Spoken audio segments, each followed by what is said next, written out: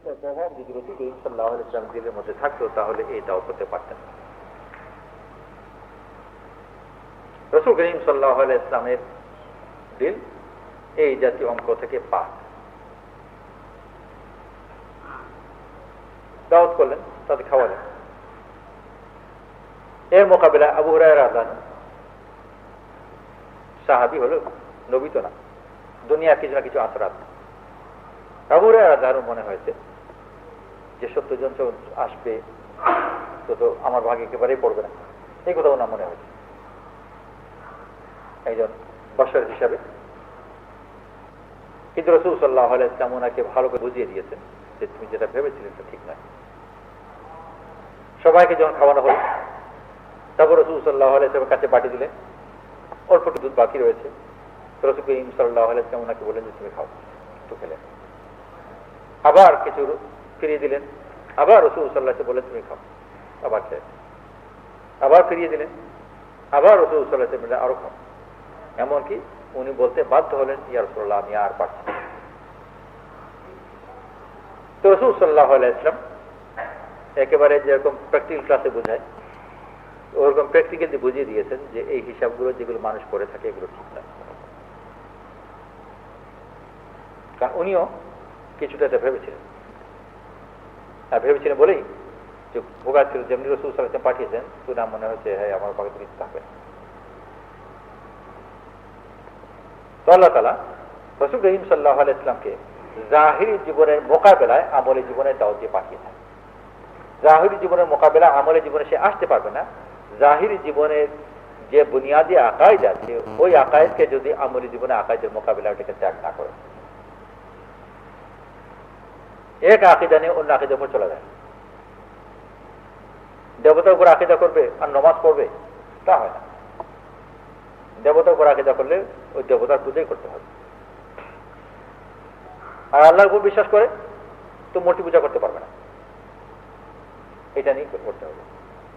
আমি যদি আমলি জীবনের উপর সম্পূর্ণ আসতে চাই, তো আমলি জীবন যে আকিদার উপর গড়া আছে ওই আকিদাকে সম্পূর্ণভাবে মানতে হবে। যে মাত্রায় আকিদা দুর্বল হবে ওই মাত্রায় আমলও দুর্বল হবে। আর যে আমাদের আমলের দুর্বলতার কারণ হলো যে আকাইদের দুর্বলতা। আর আকাইদের দুর্বলতা কি? যে আকিদা আমাদের দ্বীনে আকিদাকে দুর্বল করে প্রতিদ্বন্দ্বী, যেটা ওটা অন্য কোনো আকিদা নয়, এই হিসাবের আকিদা। এই জন্যে আমলকে বাদ দিয়ে তার উপযুক্ত যেটাকে আমাদের কাছে কারণ মনে হয় সেই কারণের পেছনে দৌড়াই। এই জন্যই এই কারণের উপর বিশ্বাস থাকার কারণেই দুনিয়াতে জমি নিয়ে এত মোকদ্দমা হয়। আর বিশেষ যদি ভালো ধান জমি হয়, যে ধানের জমির জন্য মোকদ্দমা করছে সে মাটি খায় না, খায় ধান বা ভাত। তো ভাত যদি খায় তাহলে মাটির জন্য কেন সে মোকদ্দমা করে? ওই আকিদার উপরে যে মাটি ধানের কারণ হয়। অতএব কারণকে যদি আমি হাতে আনতে পারি পরিণতি এসেই যাবে। দুজন গরুর মালিকানা নিয়ে ঝগড়া করছে, ও বলে এটা আমার গরু, বলে আমার গরু, তুমি চুরি করে নিয়ে গেছো আমার গোড়া থেকে। দুজন টানাটানি করছে, মাসি ভিড়ে গেছে, আর দুজন আমার গরু টানাটানি করছে। দুজনের মধ্যে কেউই গরুকে জড়িয়ে ধরেনি, যে দড়িতে গরু বাঁধা ওই দড়ি নিয়ে টানছে। তো চায় গরু, টানছে দড়ি, ওই সব জমির মোকদ্দমা এই ধরনের যায় আসলে ধান, মাটি যায় না। কিন্তু মাটি নিয়ে টানাটানি করছে, কারণ গরুকে সে যখন মনে করে যে দড়ি হাতে এসে গরুতে এসেই যাবে, এটা যুক্তি, ওটা কারণ পরিণতি সম্পর্কে আবদ্ধ। ওই একইভাবে মনে করে যে মাটি পেয়ে গেলে ধান তো এসেই যাবে, কারণ একই আকিদা যে এই ওইটা এটার কারণ। ধানের জমির মোহ কেউ ছাড়তে পারবে না যতক্ষণ পর্যন্ত সে জমির সাথে যৌক্তিক সম্পর্ক দিল থেকে ছড়াতে না পারে। তাহলে যদি ওই আকিদা মজবুত হয়ে যায়, আর যতই তাকে বোঝাও যে জমি ছেড়ে দাও, ও ছাড়বে না, ঘুরে ফিরে ওর আকিদা ওকে ওইদিকে আবার টান। সেজন্য ভাই আল্লাহ তাআলা যে আম্বিয়া আলাইহিস সালাতু ওয়াস সালামকে পাঠিয়েছেন আমলের দিকে আসবার জন্য, সেই জন্য ওই আকিদাকে ছুটিয়ে পাঠিয়েছেন। মোকাবিলাই আকিদা। ইব্রাহিম আলাইহিস সালাম ওনার পরিবারকে রেখে গেলেন ওই জায়গায়, যে জায়গায় উনি নিজে বলছেন ফিওয়াদিন গায়রি জি জারআইন, যেখানে উৎপাদন হয় না। রব্বি ইন্নী আসকানতু মিন যুররিয়্যাতি ফিওয়াদিন গায়রি জি জারআইন, হে আল্লাহ, আমি আমার পরবর্তী বংশধরকে রেখে এসেছি ওই উপত্যকায় যেখানে উৎপাদন হয় না। রব্বানা লিয়ুকিমাস সালাহ, নামাজ কায়েম করবার জন্য, অর্থাৎ আমলকে প্রতিষ্ঠা করবার জন্য আমি ওখানে রেখেছি। তারপর দোয়া করতেন ফাজআল আফইদাতাম মিনান নাসি তাহবি ইলাইহিম ওয়ারযুকহুম মিনাস সামারাত, তাদেরকে ফলের রিজিক খাওয়াও অন্য বংশধরকে। ইব্রাহিম আলাইহিস সালাম এই আমল এবং এই দোয়াকে মিলাতে পারতেন না। যদি জমি এবং ফসলের সাথে আমাদের যে সম্পর্কে বিশ্বাস করি, এই সম্পর্কে উনি বিশ্বাস করতেন। যদি আমি আর বংশধরকে ফলই খাওয়াতে চাই, তো উর্বর জায়গায় রেখে আসতে হবে, যেখানে আগে ছিলেন শাম দেশে। শাম দেশ ছিল ফলের দেশ, যেখান থেকে হিজরত করেছেন। আর যেখানে রেখেছেন ওখানে কোনো উৎপাদনই হয়।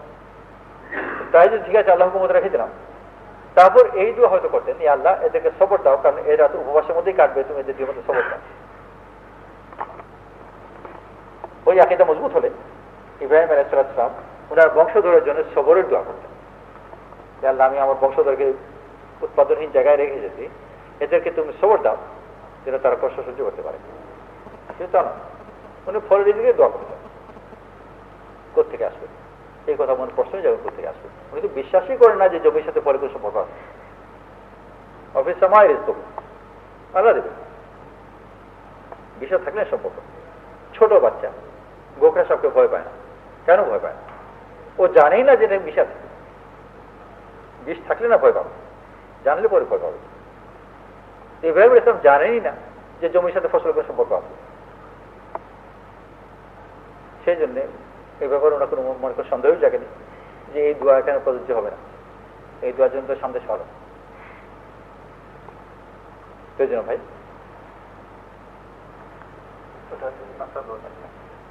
আল্লাহ পথে বের হয় আমরা যে আমলি জিন্দেগি কায়েম করা, ইব্রাহিম আলাইহিস সালাম যেরকম আমলকে কায়েম করবার জন্য এই আকীদাকে ছেড়ে, ইন্নী আসকানতু মিন যুররিয়্যাতি ফি ওয়াদিন গায়রি জি জারআইন রব্বানা লিয়ুকিমাস সালাহ, আমি আমার বংশধরকে উৎপাদনহীন উপত্যকায় রেখে এসেছি নামাজ কায়েম করার জন্য। আমলকে যদি আমি কায়েম করতে চাই তাহলে আমাকে ওই আকীদা ছাড়তে হবে। ওই আকীদা ছাড়ছি আমার নামাজ কায়েম করার জন্য। ডিগ্রি থেকে রিজিক আসে, ব্যবসা থেকে রিজিক আসে, বিভিন্ন জায়গা থেকে রিজিক আসে, ওই যদি হয় তো আমি পুরো আকীদা নিয়ে নেক আমল করতে পারবোই না, নামাজ কায়েম করতেই পারবো না, কারণ রিজিক তো অন্য জায়গাতে আসে। যত নামাজ পড়ি না কেন হবে কোথায়? চাকরি নাই।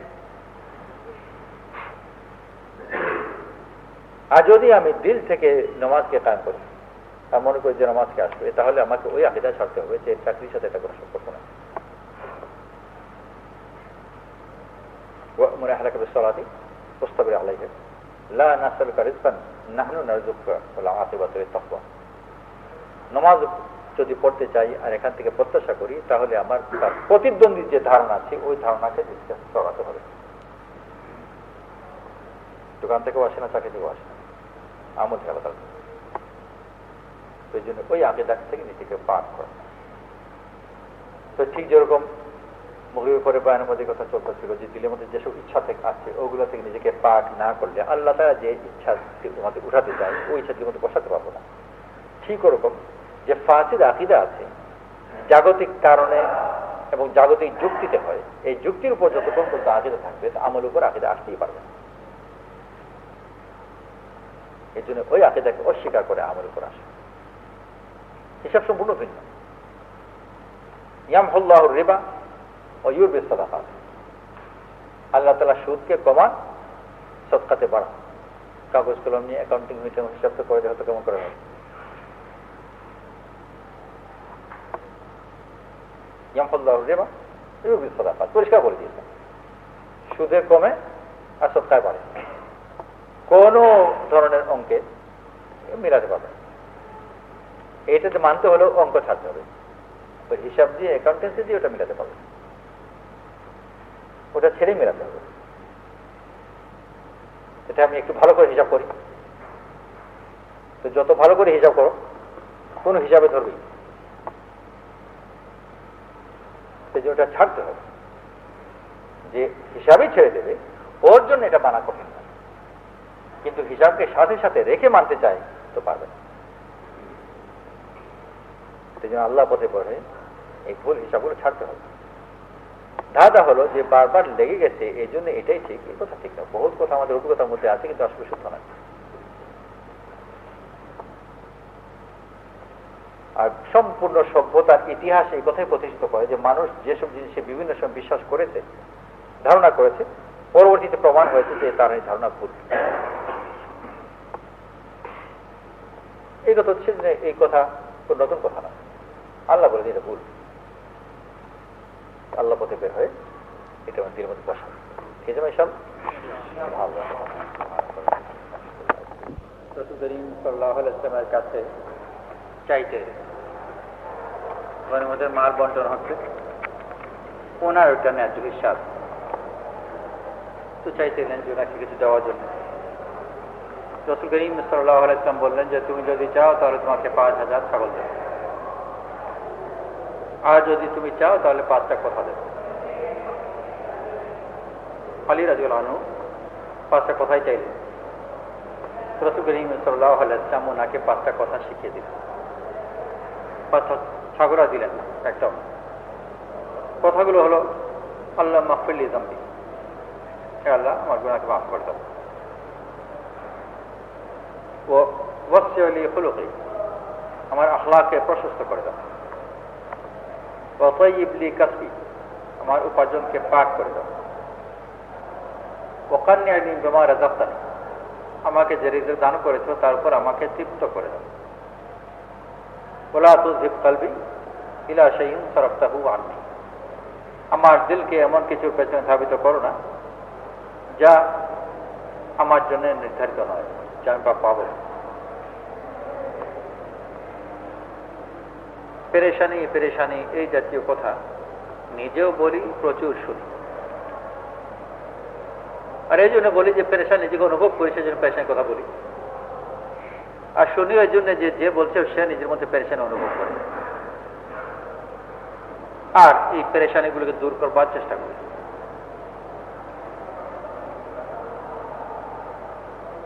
কোন একটা রোগ সারাবার জন্য রোগ ডাক্তার প্রথম চেষ্টা করে রোগ নির্ণয় করা, যে রোগটা কি।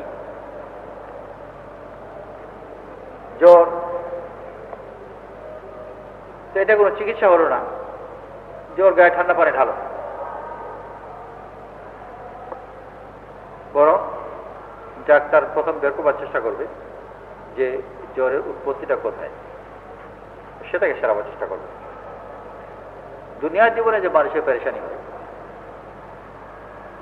আখিরাতের কথা মতো থাকুক, দুনিয়া জীবনে মানুষের পেরেশানি হয়, সেই পেরেশানির কারণ হলো মন চায় কিছু, ঘটে অন্য কিছু। এটা হচ্ছে পেরেশানির নাম। আর যেটা মন চাইলো ওটা হয়ে গেল, তো পেরেশানি বা কোথায়? তো পেরেশান মানে হলো মন চায় কিছু আর ঘটে অন্য কিছু। সাধারণত মানুষ ধারণা করে যে ওর চাওয়ার মতো যদি ঘটনাটা ঘটতো তাহলে সমস্যা হতো না। অতএব ঘটনার জগৎকে আমি পরিবর্তন করি যাতে আমার চাওয়া মতো যেন ঘটতে থাকে।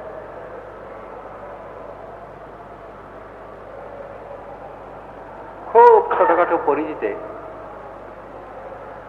অত্যন্ত নগণ্য, তুচ্ছ, ক্ষুদ্র থেকে ক্ষুদ্রতম একটা পরিধিতে এটা কখনো হয়তো সম্ভব হতেও পারে।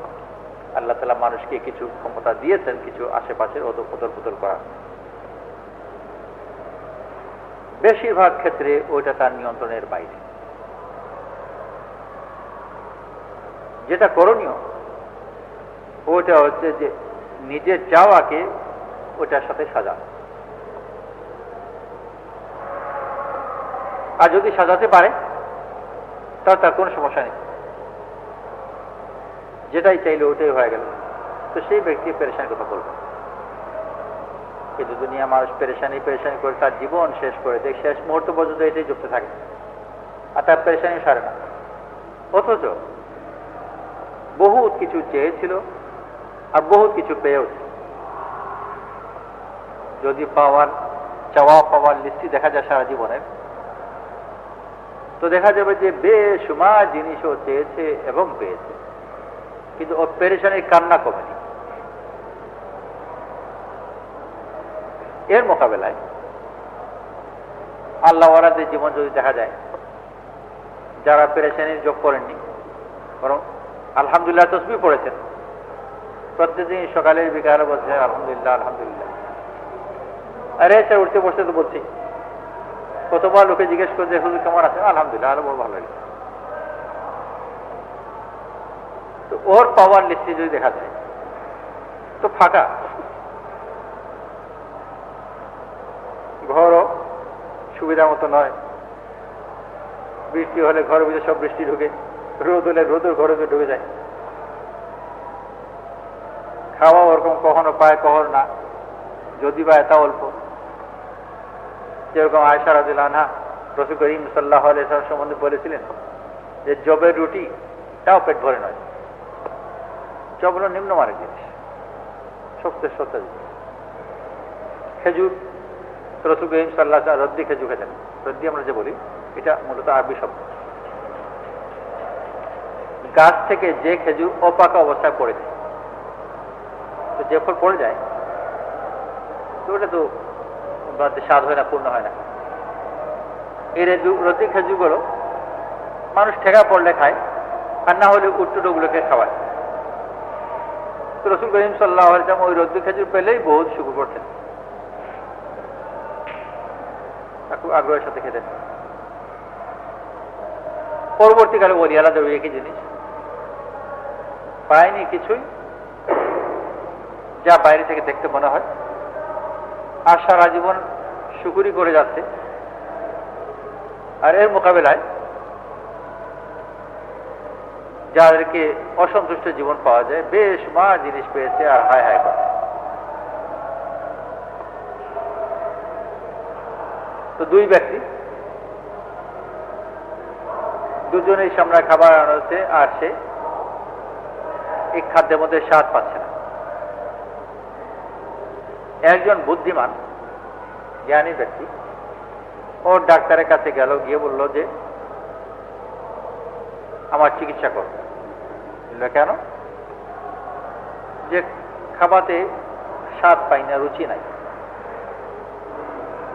ওর বন্ধু পরামর্শ দিয়েছে বাজার থেকে আরো ভালো খাদ্য সংগ্রহ করো। ও বলল না, সমস্যা খাদ্যের নয়, বাজারে নয়, সমস্যা আমার চিকিৎসার প্রয়োজন। অন্যজন তার এই জ্ঞান নেই, ও যে নিজে রোগী, তার চিকিৎসার প্রয়োজন, এই কথা সে অনুধাবন করছে না, ডাক্তার কাছে যাচ্ছেও না। কোনো ডাক্তার যদি নিজ গরজে এসে তাকে ওষুধ দেয়, তাও সে খায় না। ও বলে যে ডাক্তার ওষুধ খাওয়ার আমার দরকার নেই, আমার দরকার হচ্ছে সুস্বাদু খাদ্য। তো ডাক্তার বললো যে এই খাদ্য সুস্বাদু যদি তোমার শরীর সুস্থ হয়ে যায়, কিন্তু এই কথা সে বুঝতে পারে না। সে আবার ভালো জিনিস সংগ্রহ করবার চেষ্টার মধ্যে লেগে আছে। দুনিয়ার মানুষ, বেশিরভাগ মানুষ এই ভুলের মধ্যে। যেরকম যে রোগী, ও জিভে স্বাদ না থাকার কারণে কোনো কিছুতেই স্বাদ পায় না। ওর একজন মানুষ যার দিলের মধ্যে আল্লাহ তাআলা কেরাত না দেননি, ও দিলে স্বাদ নেই। জ্বরওয়ালা যেরকম জিভে স্বাদ নেই, যদি চিকিৎসা করা জিভে স্বাদ চলে আসে, ডালবাজির মতো লাগে। আর যদি ওই স্বাদ না থাকে, তাহলে দুনিয়ার ভালো থেকে ভালো জিনিস ওকে সব বিষাদ লাগে। জীবের যেরকম স্বাদ থাকে, আর সেটার জন্য শর্ত হচ্ছে শারীরিক সুস্থতা। দিলেরও স্বাদ আছে, আর ওটার জন্য শর্ত হচ্ছে রুহানি সুস্থতা। দিলে যদি স্বাদ এসে যায়, তো হরেক অবস্থা ভালো লাগে। রাসূল করিম সাল্লাল্লাহু আলাইহি ওয়াসাল্লাম যেসব তাসবিহাত পড়তেন সকাল বিকালে, যেসব তাসবিহাত, সেই সবের মধ্যে সূর্য উদয়ের কারণে শুকরের দোয়া আছে, বিকেল বেলা আবার অস্ত যাওয়ার কারণে শুকরের দোয়া আছে।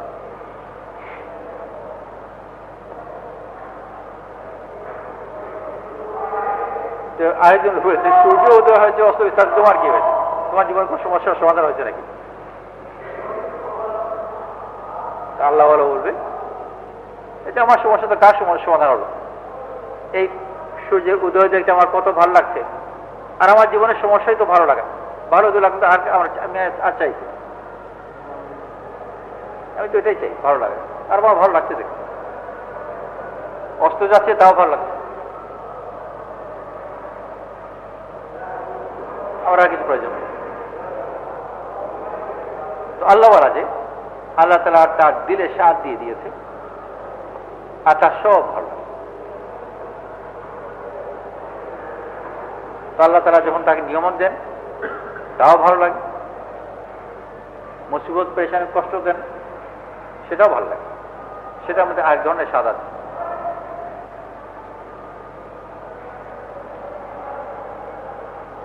আলী রাদিয়াল্লাহু আনহুকে রাসূল করিম সাল্লাল্লাহু আলাইহি ওয়াসাল্লাম যে জিনিস দিচ্ছেন, দিতে চাচ্ছেন, উনি নিচ্ছেন, ওইটা ওই করণীয়। ছাগল দেন, ছাগল যদি কেউ 5,000 পায় তো পরে 5 লাখ চাইবে, অত পেট ভরবে। কারো কোনোদিন মনে তো না কেন বলবে, এটা নিয়মই নয় ভরা। এক রাজ্যেও পেট ভরে না।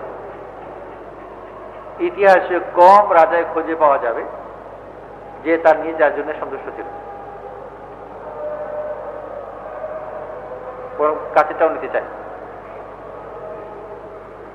আর না হয় কমপক্ষে কাছেটার পক্ষ থেকে তার নিজের আক্রমণের ভয় থাকে। দুই অবস্থার মধ্যে এক অবস্থায় রাজা থাকবে। এখনো নিজে যদি শক্তিশালী হয় তো পার্শ্ববর্তী রাজ্য কেমন করে দখল করা যায় ওই চিন্তার মধ্যে থাকবে, আর যদি নিজে দুর্বল হয় ও বোধ আমাকে ঘিরে ফেলতে চায় ওই ভয়ে থাকবে।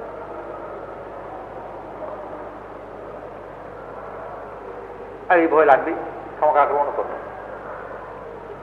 শাহজাহান সহ হিন্দুস্তানের যখন বাদশাহ, ইরান তখন শক্তিশালী ছিল, আর এনাদের তো ভাষা ফার্সি, মোগল রাজবংশের সরকারি ভাষা ফার্সি ছিল। শাহজাহান উপাধিও ফার্সি, এটা মানে হলো জগতের বাদশাহ। নাম তো খুব ধুমধামে রেখে দিয়েছেন, এর মধ্যে যে কি মুসিবত আছে টের পাননি। ইরানের বাদশাহ, সে ছিল ওই সময় শক্তিশালী, দূত পাঠিয়েছে শাহজাহানের কাছে ব্যাখ্যাতে যে তুমি যে নিজেকে নাম রেখেছো শাহজাহান জগতের বাদশাহ, আমি যে এখানে একজন আছি তা চিন্তা দেখতে পাচ্ছ না? শাহজাহানের কলিজা শুকিয়ে গেছে যে বোধহয় আক্রমণের একটা ছুতো গিলবে। আর তোর হিন্দুস্তান ইরানের তুলনায় ছোট, দুর্বল, তো শাহজাহানের তো অবস্থা কাহিল। মোল্লা সাদুল্লাহ নামে এক মৌলবী ছিলেন, বাচ্চাদেরকে পড়াতেন টড়াতেন, উজিরের ছেলেকেও পড়াতেন। বাচ্চাদের যে নিয়ম, বাচ্চারা যত আছে গল্পের এবং বাস্তবেও বাচ্চাদের প্রায় পাওয়া যায় বুদ্ধি কম, আর উজিরা থাকে খুব বুদ্ধিমান। গল্পেও তাই, বাস্তব জগতেও তাই অনেকটা। আর এই জন্য দিলকে বাচ্চা বলা হয়, দিল বুদ্ধি করে আদেশ দেয় না, দিল ইচ্ছা করে।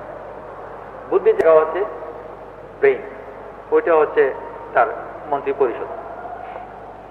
ব্রেইন বুদ্ধি দেয় দিলকে যে ইচ্ছা কেমন করে পুরা করবে। এবং মন্ত্রীরা বাচ্চাকে বোঝায় যে এই করেন, যা করেন আপনি যাদের তাই করেন। চাওয়া বাচ্চা আর বুদ্ধিপন্থী, বুদ্ধি বাচ্চাকে শিখিয়ে দেয় যে ইচ্ছা কেমন করে পূরণ করবে। তো যাই হোক, তো মন্ত্রী একজনের ছেলেকে মোল্লা সাদুল্লাহ পড়াতেন। বাদশাহ মন্ত্রীদেরকে বলেছেন যে কি সমাধান, কি উত্তর দেওয়া যায়। সবাই খুব চিন্তিত, মন্ত্রী খুব চিন্তিত। মোল্লা সাদুল্লাহ মন্ত্রীর এই দুশ্চিন্তা দেখে জিজ্ঞেস করছে ব্যাপার কি। তো ঘটনা শোনার এই ব্যাপার, কি উত্তর দেওয়া যায় উপযুক্ত, ইরানের ভাষাকে ঠান্ডা করতে হবে। মোল্লা সাদুল্লাহ খুব চালাক হুঁশিয়ার মানুষ ছিলেন, জ্ঞানী পণ্ডিত ব্যক্তি ছিলেন। উনি বলছে সহজ উত্তর আছে। কি সহজ উত্তর? আপনাকে বলবো না, বাচ্চার কাছে আমাকে নিয়ে যান। তো ঠিক আছে, নিয়ে গেলেন, তো সহজ উত্তর দিলেন। উত্তর হলো এই শাহজাহান আর শাহিন দুটোর ওজন একই আরবিতে, আর ওইটা ফার্সি ইত্যাদি তো ওটাকে আরবি থেকে আনা হয়েছে। অক্ষরগুলোর সংখ্যাগত মান আছে। আলিফ হলো 1, বা হলো 2, জিম হলো 3, ডাল হলো 4 ইত্যাদি। যার কারণে বিসমিল্লাহির রহমানির রহিমের বদলে 786 লিখে, ওইটা বিসমিল্লাহির রহমানির রহিমের ওই সংখ্যাগত ওজন। তো শাহজাহান এবং শাহিন দুটোর ওজন একই, সেই হিসেবে একটা বললেই হয়, কিন্তু না অসুবিধা নেই। ওটা আসল অর্থ হচ্ছে শাহিন।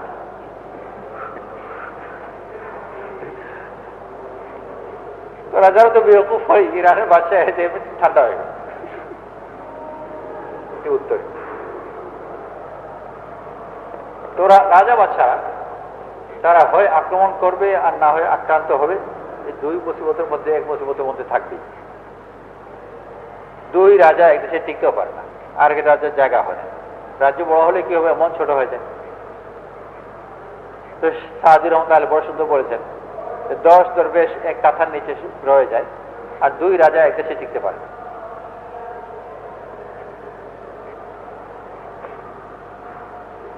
রাজ্যকে বড় করে রাজার সমাধান হবে।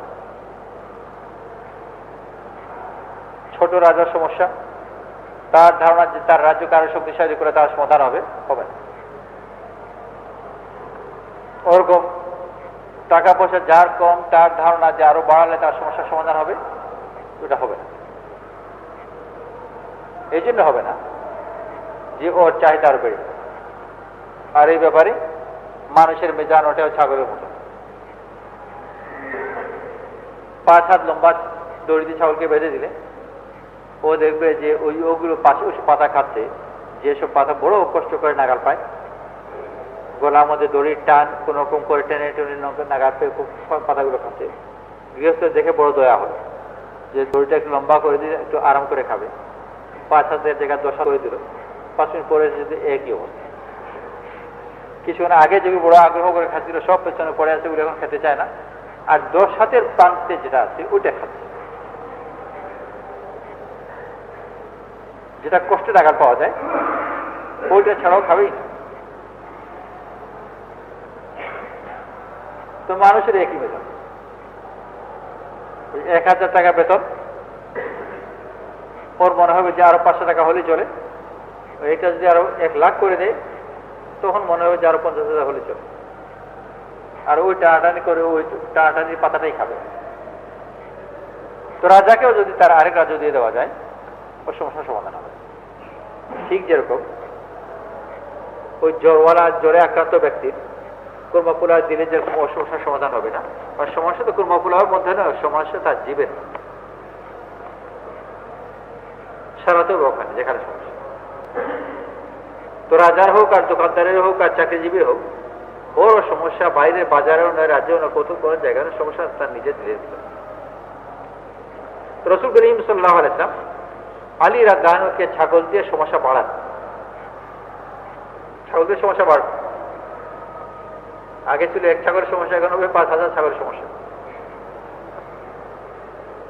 কারণ কোনো ব্যবসায়ীর ব্যবসা বাড়াতে সমস্যা কমেনি, সবার সমস্যা বেড়েছে। আগে ছিল 1 দোকানের সমস্যা, এখন 3 দোকানের সমস্যা। আগে ছিল 1000 টাকা, তাতে ফকির টকির 1-2 টাকার চাই, তাও সমস্যা। এখন লাখ হয়েছে, এখন 87 সমস্যা।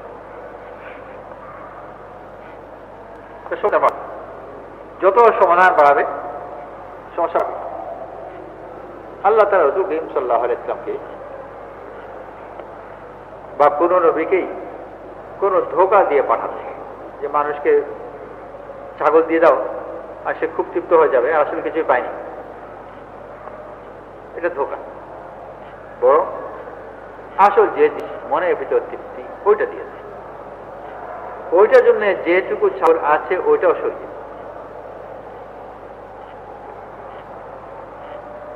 যে তৃপ্তি পেয়ে যাবে, ওই তো 7000 ধন পেয়ে গেছে। তো আজ আমাদের কাছেও পেরেশানি বলতে থাকি, আর অনুভবও করতে থাকি। আমাকে তো বলছে না, দিলে বুঝে পেরেশান অনুভব করছে। তো তার মনে হয় যে বাইরের জগতে আরো বেশি যদি কিছু পেত তাহলে তার পেরেছানি দূর হতো। ওইটা তার চাহিদা। কখনো টাকা পয়সার চাহিদা, কখনো খ্যাতির চাহিদা, কখনো সম্মানের চাহিদা ইত্যাদি, এই ধরনের চাহিদাই আছে। আর একটা হলেই একটা চাই, লম্বা করে দিতে ওর দূরটা গিয়ে চাই। গরিব মানুষ যে খেতেই পায় না, ও মাংস মানে কোনো সমস্যা নেই, ওরও ভাত কাপড় চাই। তো ভাত কাপড় দিলে সমস্যার সমাধান হয়ে যাবে নাকি? তোমার সম্মানের সমস্যা আবিষ্কার করবে। যেমনি পেট ভরে যাবে তখনই সম্মানের সমস্যা আবিষ্কার করবে। গরিব ফকির অভাবী মানুষ চাইল, ওকে ভাঙা এক থালের মধ্যে কিছু ভাত দিয়ে দিল, খুব খুশি। আর এই ভাঙা থালের মধ্যে সে ভাত খাচ্ছে। মোটামুটি যখন পেট ভরে যাবে তখন মনে আসবে যে ভাত তো দিয়েছে, ভাঙা থালে কেন দিল? ভাড়া থালে দিতে পারতো না? ওইটা প্রথম খেয়াল হবে না, পেট কিছুটা ভরে যাওয়ার পরে খেয়াল হবে। আর এরকম ধাপে ধাপে বাড়তেই থাকে। তো সমস্যা ওখানে শেষ হয়নি, সমস্যা আমাদের জীবনে। আমরা যারা তবলিগে গেছি, চিল্লা দিয়েছি, দাঁড়িয়ে রেখেছি, যদি ওই সমস্যাগুলো রয়ে যায় তাহলে খুবই যুক্তিসঙ্গত কারণে একজন মানুষ প্রশ্ন করবে যে তুমি যে এত চিল্লা চিল্লা ওষুধ খেলে তোমার তো সারেনি কিছুই।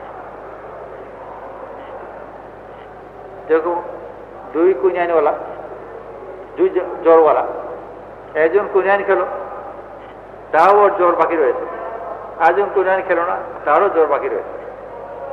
তো জ্বর তৈরি হয়ে যায়, তো যে খায়নি সে বলবে যে জ্বর তো তোমারও আছে আমারও আছে, আমি কুইনাইন খাইনি তুমি কুইনাইন খেয়েছো। তো কুইনাইনও খেলে জ্বরও সারলো না, লাভ কি হলো? তাতে চিতা ওষুধ না খেলেই হতো। আর যদি সারে তো সেও চিতা ওষুধ খাবে।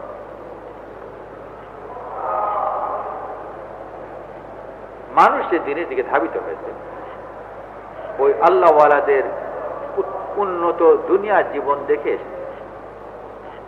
আল্লাহ তাআলা ঈমানওয়ালাকে বেহেশতের ওয়াদা করেছে, জাহান্নাম থেকে নাজাতের ওয়াদা করেছে, ওইটা সে মরা পরে পাবে।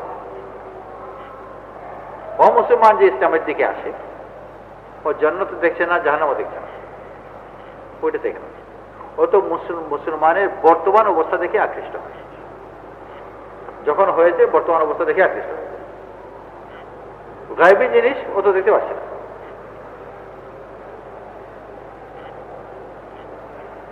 আর এবাদত দেখেও আকৃষ্ট হয় না। এবাদত করে মসজিদের ভিতর ও মুসলমান ঢুকে না। রোজা রাখে, রোজা রাখা দেখা যায় না, কিছু খাচ্ছে না, দেখার কোন জিনিস নেই। আর যা কিছু ধুমধাম সেহরি ইফতারি ওগুলো তো বাইরে চোখে পড়ার কথা নয়। হজ করে মক্কাতে গিয়ে ওই অঞ্চলের ভিতরে ও মুসলমান ঢুকতে পারে না। জাকাত দেয় শুধু মুসলমানকে, ও মুসলমানকে জাকাত দিলে জাকাত আদায় হবে, তো জাকাতও মুসলমান নাগাল পায় না। তো প্রধান আরকান যেগুলো আছে নামাজ, রোজা, হজ, জাকাত, এই কোনটাই ও মুসলমানের সামনে প্রকাশ পায় না। এগুলো দেখেছে মুসলমান হয় না, হওয়ার কথা। প্রকাশ পেতেও যদি তাতেও বাকি। ও কি দেখে আকৃষ্ট?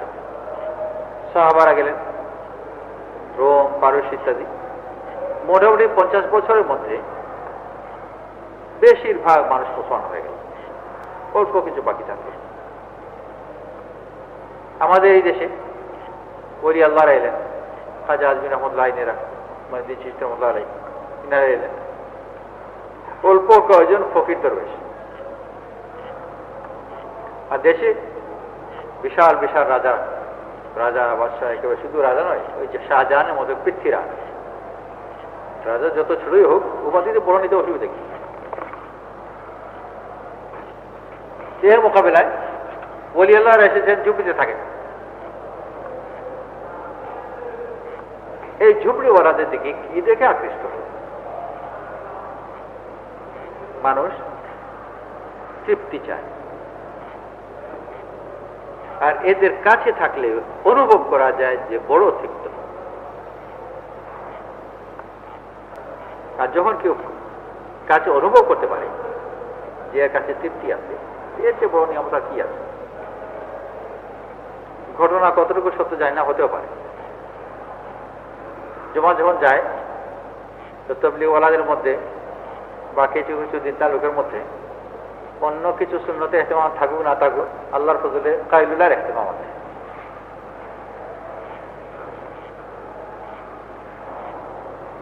তো একবার আমি প্যারিসে মসজিদে ঢুকেছি দুপুর বেলা খাওয়া দাওয়ার পরে, তো পুরা জামাত ইহতেমামের সাথে কাইলুলা করছে।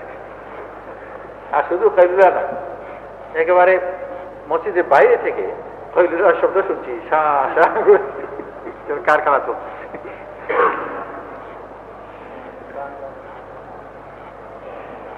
তো কি জানি, তাই টুপি থাকলে গলার আওয়াজও মনে হয় ঘুমের মধ্যে বেড়ে যায় না, কি হয়। তো খুব শব্দ করে কাইলুলা চলছে। তার ঘুম তো উঠে যাওয়ার পরে আমার মনে আছে কথা, মনে আসো আলী সাহেব ছিলেন, জামাতে জুবেরি সাহেব ছিলেন।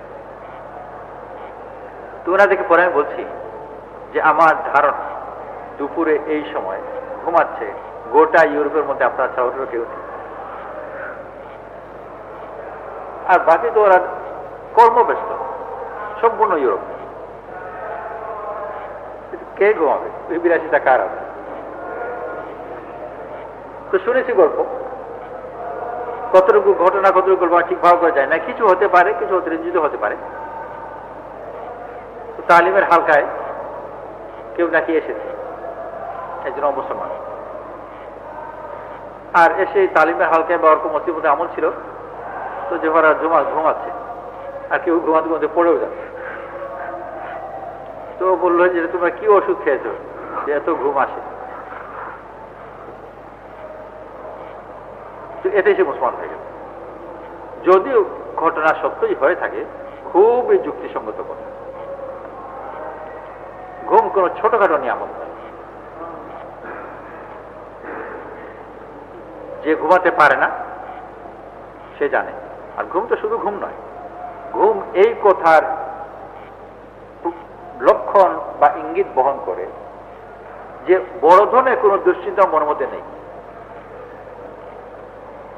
বড় দুশ্চিন্তা নিয়ে কেউ ঘুমাতে পারবে না। মানুষের সব সাধনার চেষ্টা তো দুশ্চিন্তা মুক্ত হওয়ার জন্যই। ওইটাই যদি হয়ে গেল, আর কি দরকার? বাকি পড়াশোনা, ডিগ্রি, চাকরি, ব্যবসা, এসব কিছু তো তার মনের ভিতর নানান চিন্তা দুশ্চিন্তা ওগুলো দূর করবার জন্য, তৃপ্তির জন্য। আর যে মানুষ ঘুমে তো তখনই আসবে যখন তার মনের ভিতরে কোনো না কোনো ভাবে একটা তৃপ্তি অনুভব করছে। পেরেশান অবস্থায় ঘুম আসবে না। তো কথা যদি এটা মানে হাসি ঘটনার মতো মনে হয়, কিন্তু এর পেছনে একটা ওজন আছে। আর এইটা তো একজন আল্লাহ আল্লাহকে আল্লাহ তারা যেটা একেবারে ন্যূনতম জিনিস। প্রথম যখন একজন মানুষ দিনদারের মধ্যে আসে তখন খুব ঘুম বেড়ে যায়, কারণ দুনিয়ার ফিকির ছুটে যায় আর দিনের ফিকির ঢুকে না। মাঝখানে একটা অবস্থা আছে, কোনো ফিকির নাই, লম্বা ঘুম দেয়। পরবর্তীতে আর এক অবস্থা আছে, সেটা আরো গভীর, এটা তৃপ্তির জিনিস, যে দুনিয়া ফিকির নেই ঠিকই, কিন্তু দিনের ফিকির এসে দিনের ফিকির মধ্যে দুশ্চিন্তা নেই, সে অন্য গভীর তৃপ্তি আছে, আনন্দ আছে। আল্লাহ আলাদেরকে দেখেই মানুষের দিল বদলে। আল্লাহ তাআলা মানুষকে একটা গভীর একটা সূক্ষ্ম দৃষ্টি দিয়েছেন, যে চেহারা দেখে বা একজন মানুষের বাহ্যিক অবস্থা থেকে মনের ভিতরে অনেক কিছু সে অনুভব করতে পারে।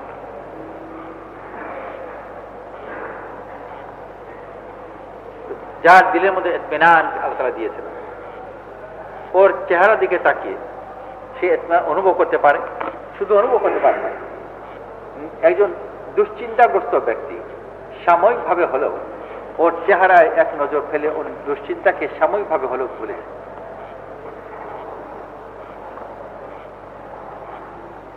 তার বিপরীত জিনিস হয়। যার ভিতর দুশ্চিন্তা আছে, ওর দিকে তাকালে যার কোনো দুশ্চিন্তা নেই, সেও সাময়িকভাবে, অনেকদিন আগের কথা, আমার কলেজে যখন পড়তাম, আমার একজন বন্ধু, ওর মা বাপ দুজন বেড়াতে গেছেন ইংল্যান্ডে। আজকাল ইংল্যান্ডে যে বেড়াতে বেড়াতে মানুষের করে যায় না, এত বেশি দৈনন্দিন যাওয়ার বাজার মতো হয়ে গেছে যে জায়গায় বেড়াবার জায়গা কেউ মনে করে না।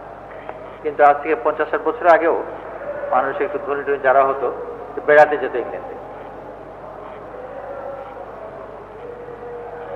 ওই সকালবেলা সবাই কাজে যাচ্ছে, টিউব বলে, লন্ডনের যে আন্ডারগ্রাউন্ড ট্রেন আছে ওইটার প্রচলিত নাম হচ্ছে টিউব। টিউবে কোথাও যাচ্ছেন, ইনারা বেড়াতেন, তাদের কোনো ব্যস্ততা তো নেই, তারা বেড়াতে গেছে। বাকি সবাই তো ব্যস্ত, ওরা প্রায় সময় দৌড়াচ্ছে, এত দ্রুত হাঁটা যে ওটাকে দৌড়ানোই বলা হয়। তো সবাই প্রায় দৌড়াচ্ছে। এক পর্যায়ে এই দুজন স্বামী স্ত্রী, তো স্ত্রী তো উনি মহিলা একটু আস্তে আস্তে হাঁটছেন, তার স্বামী ওদের সাথে তাল মিলিয়ে দৌড়াতে লেগেছেন, আর স্ত্রী অনেক পেছনে পড়ে গেছে, ডাকাডাকি করে অনেক ওপরে থেমেছেন। তো স্ত্রী ওনাকে জিজ্ঞেস করল, কি বার দৌড়াচ্ছ কেন? জানি এবার কিছু তাকে বলে যে কি জানি, মানুষের দিলে আসর পড়ে যায়, অস্থিরতার একটা আসর পড়ে, স্থিরতার আসর পড়ে। আল্লাহওয়ালাকে দেখে, কাফির হোক মুশরিক হোক, এক নজরে এই কথা বলে যে এই ব্যক্তি বড় আনন্দে আছে, আরামে আছে, ও দিল বলে। আর এইটাই সম্ভবত সবচেয়ে বড় দাওয়াত ছিল, যে মানুষ বেশুমার মানুষ হুড়মুড় করে নিজ ধর্ম ত্যাগ করে এদের পেছনে আসে, কিচ্ছু জানে না, কিচ্ছু বুঝে না, একথা মতো চলছে। আল্লাহ তাআলা রাসূল করিম সাল্লাল্লাহু আলাইহি ওয়াসাল্লামকে বেশি সম্পদ সংগ্রহ করার পদ্ধতি দিয়ে পাঠান, বা দুনিয়াতে অন্যান্য যতগুলো সমস্যা মানুষ মনে করে থাকে কোন সমস্যার সমাধান দিয়েই পাঠান।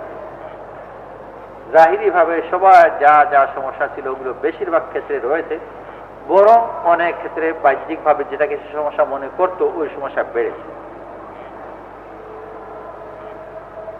কিন্তু ওই মনে করা তার ধাঁধা ছিল, আসল মনের ভিতর সমস্যা সেরে গেছে।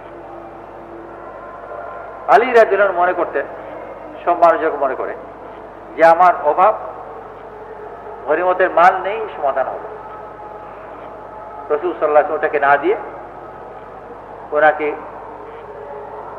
তৃপ্তি অর্জন করবার দোয়া শিখে, যে তোমার যা আছে ওটা উপর তৃপ্ত হওয়া শিখো, ওকান্নানি বিমার রাখতে। আর তৃপ্তি যদি কারো এসে যায় আর কি চাই, এটাই জন্য তো বেশি চাওয়া ছিল, যতক্ষণ প্রথমে তৃপ্ত না হয়ে যায়। এবং কখনো কখনো তার বিপরীত করে, ফাতেমা রাদিয়াল্লাহু আনহা গোলাম চাইতে গেছে, খাদিমা চাইতে গেছে, ওনারও ভাগ আছে, বন্টন হচ্ছে, গোলাম দাসটা সিদ্ধা দিয়ে এসেছে, তো উনিও চাইতে গেছে। রাসূল করিম সাল্লাল্লাহু আলাইহি ওয়াসাল্লাম ওনাকে দিলেন, বরং তসবিহ ফাতিহ শিখিয়ে দিলেন। শোয়ার আগে 33 বার সুবহানাল্লাহ, 33 বার আলহামদুলিল্লাহ, 34 বার আল্লাহু আকবার পড়ো, এটা তোমার যেটা খাদিমা